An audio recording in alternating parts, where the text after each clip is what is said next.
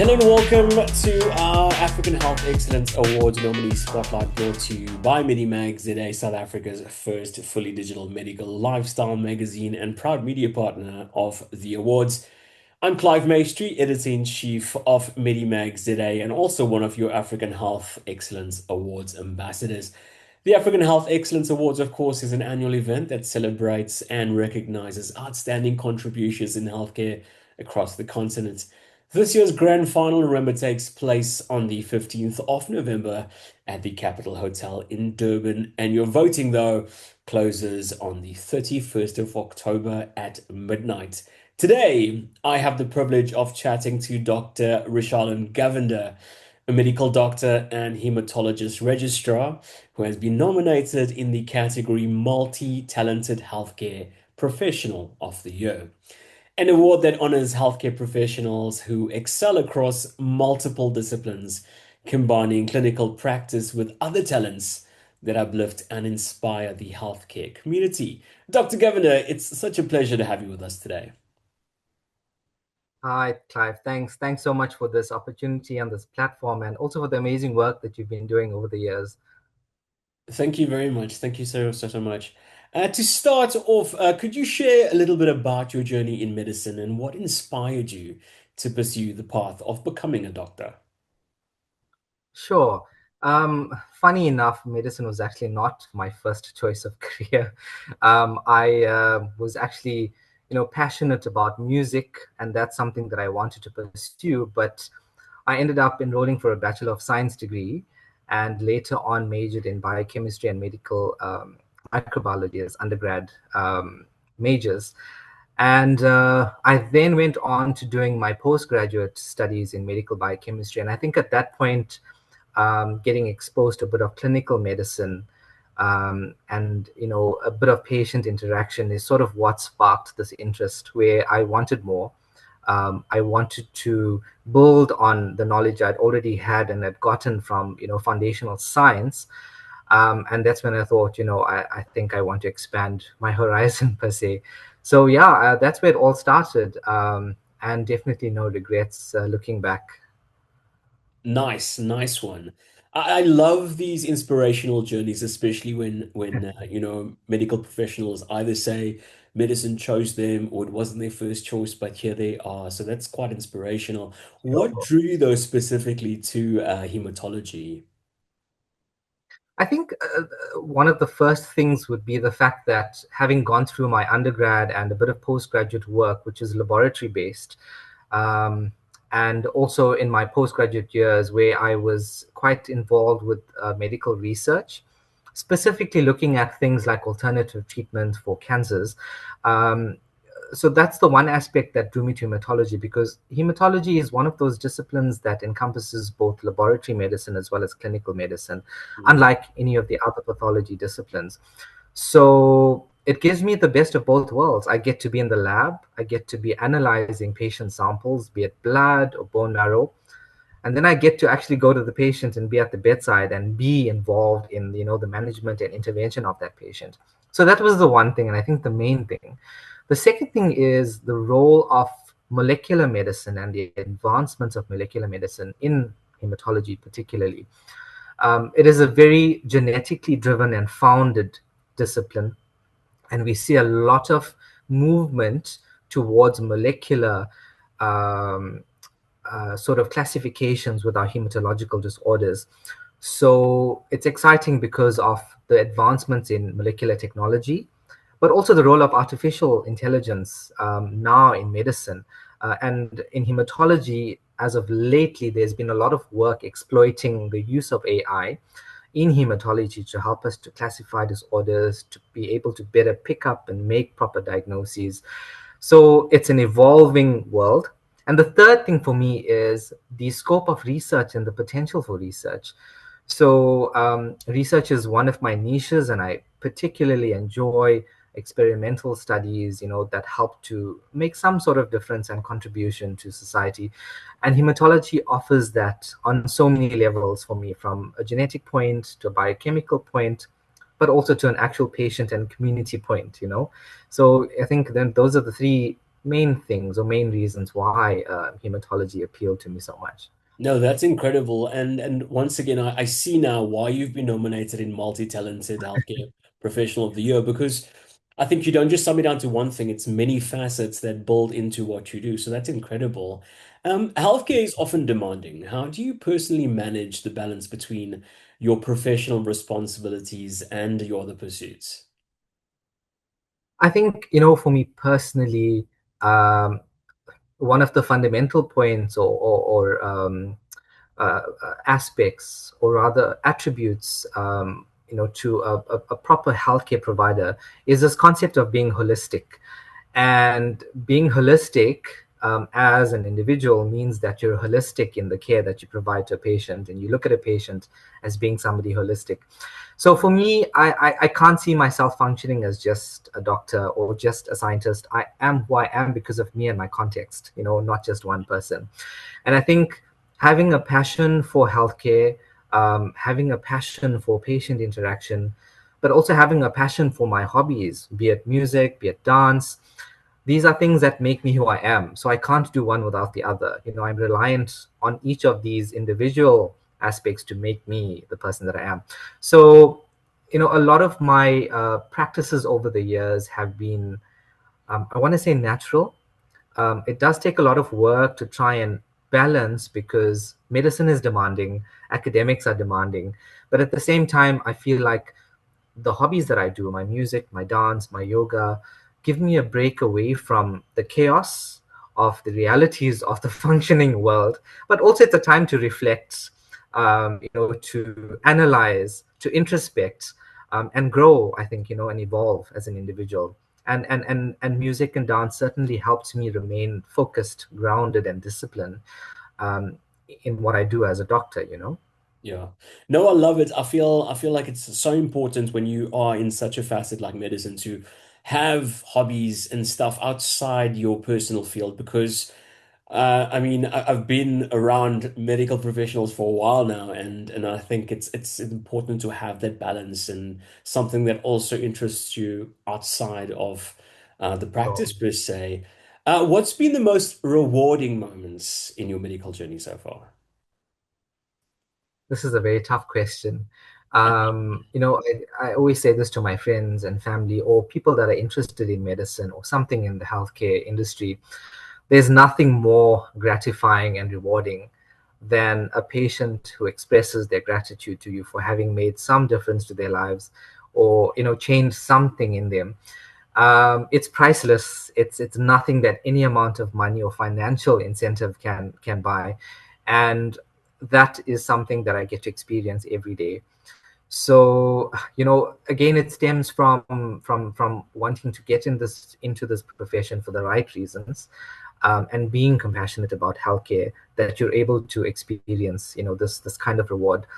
um, the other things with medicine is that, from an academic stand, it helps you to network. You build relations with people across the globe.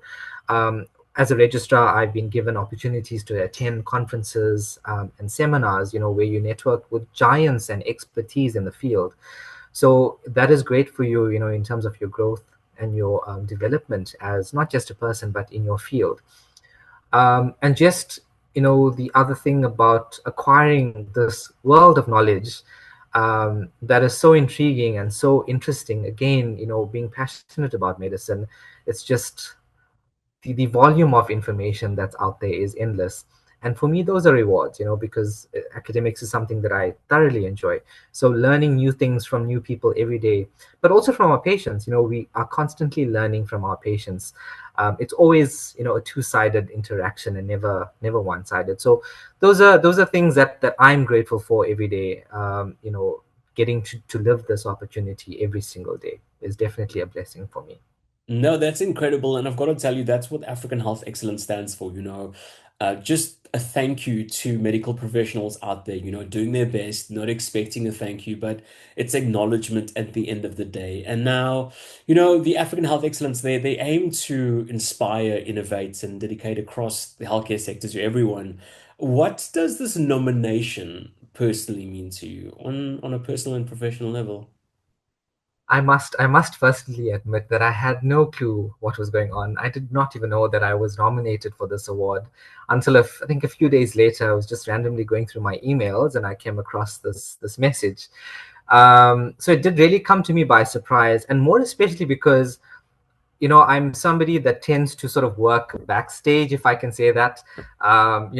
My be it my medical practicing or my hobbies, these are very personal and internal things that I take a lot of joy in. It's not something that is done to entertain. It's not something that's done to be noticed or recognized. But having been nominated for this award, I think for me, it speaks to being recognized as not just a doctor. Again, emphasizing the fact that as a healthcare provider, there's so much more to us. We're human beings. We engage in other activities socially outside of medicine. And I think being nominated means that you're being recognized and appreciated for that.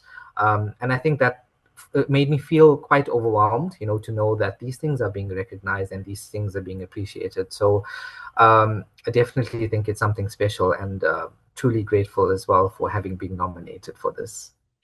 I can tell you that if you do win in the night, you should thank me. I was the one that nominated you in this category. I think knowing Oh, you for so many years and what you're about, I thought multifaceted indeed. So well done on that nomination. thank you so much. Pleasure. And not getting too political in this question, though, how do you think young doctors can contribute to solving some of the pressing challenges facing healthcare today? I think the biggest problem, in fact, I can sum all of the problems with just this one statement.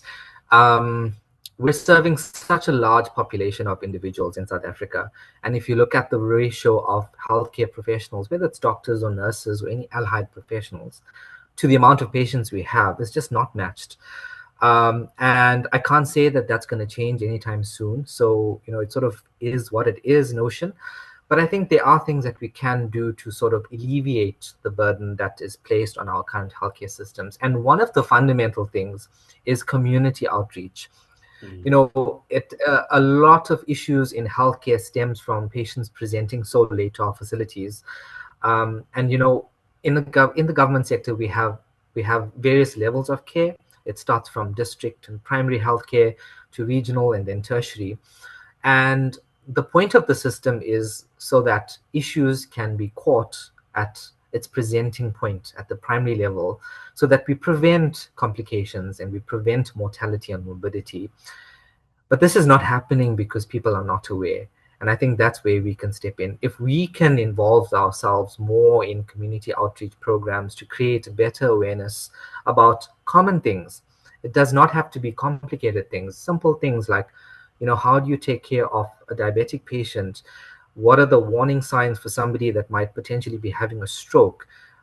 What foods should one be eating? How do you prevent things like anemia? A classic example is one of the patients that we had last week who had heart failure just from an anemia. And anemia is something that is so casually just spoken about these days.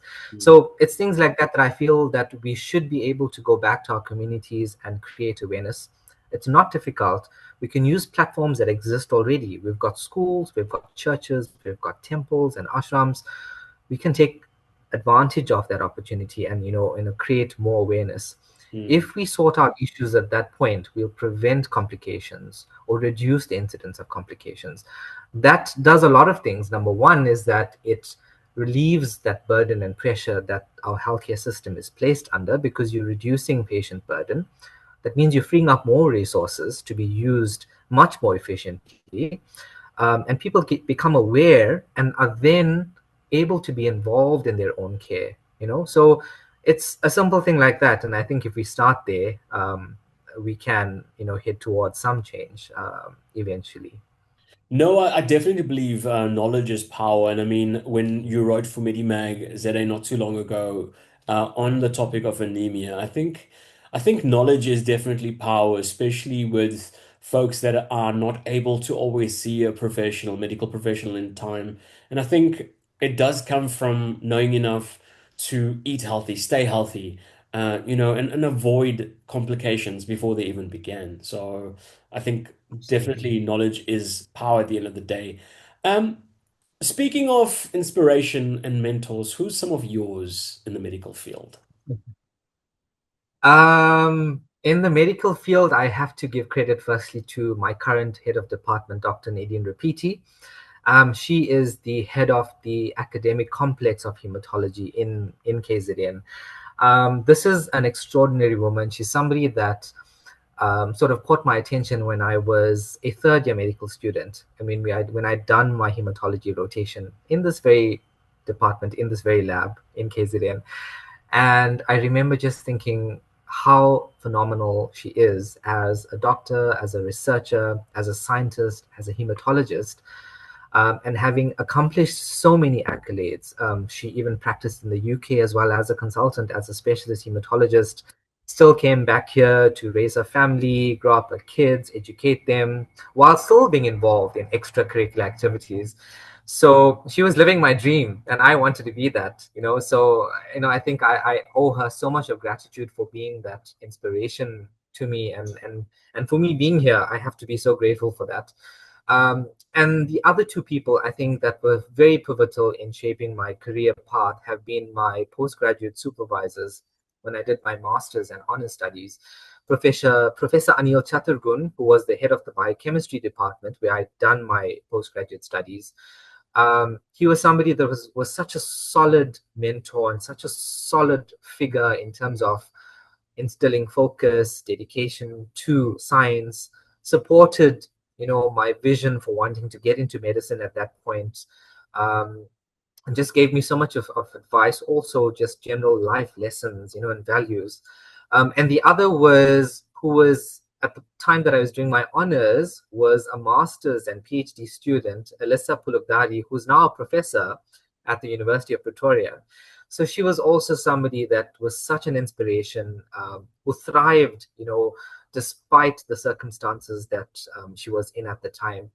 And I'm so proud to say that she's a full professor now, in the Department of Medicine and Physiology at the University of Pretoria. I still keep in contact with them. So it's great, having walked this journey, having them alongside me. So those three people are definitely my heroes. Definitely sounds like a full circle moment for you. For sure, for sure. We'll wrap up very soon. Doc, tell me what inspiration could you distill in the future generations of healthcare, of those guys wanting to get into medicine? If there's one thing I can say is that medicine is difficult, and not just the volume of work or the content that one needs to study and get through the 6 years of training in a university, and then 2 years of internship and a year of community service. It's challenging on a physical level, on a mental level as well. So I always say to people, before you decide to apply for anything in the healthcare profession or field, you need to be a human being first. Secondly, you need to be unconditionally compassionate about people and caring for people. And if you have those two things, then your journey in medicine or in healthcare will be a breeze, because you need to be able to enjoy what you do every day. We work in very harsh conditions. Like I said, we're often working um, around with cases where we're lacking resources. We're left to sort of make do with what we have. So it's a lot of being able to use your critical skills to be able to decide who gets what, when to do something, where to do something, and how to do something. And being empathetic, being compassionate, and knowing that your patient's care is priority before anything else helps you to make those decisions. So it's definitely a rewarding field. It's been a beautiful journey for me. It's like I said, I have no regrets, and it's not something that I would ever hesitate to do all over again. But you just have to be passionate about it to Mm. be able to be successful. And we measure successes on various different spheres. One can speak about financial success, contentment success. It really just depends on you and how you perceive healthcare. But you can have it all. Yeah. No, definitely. That was really, really inspirational, actually, and quite a nice message out there to the youth wanting to get into or follow in your footsteps, for example. And finally, how can people support this journey all the way to the finals for you? It's quite simple. They just need to send an SMS with the voting code, and the voting code is AHEA. Those are all capital letters, followed by the numbers 0, 1, and 2.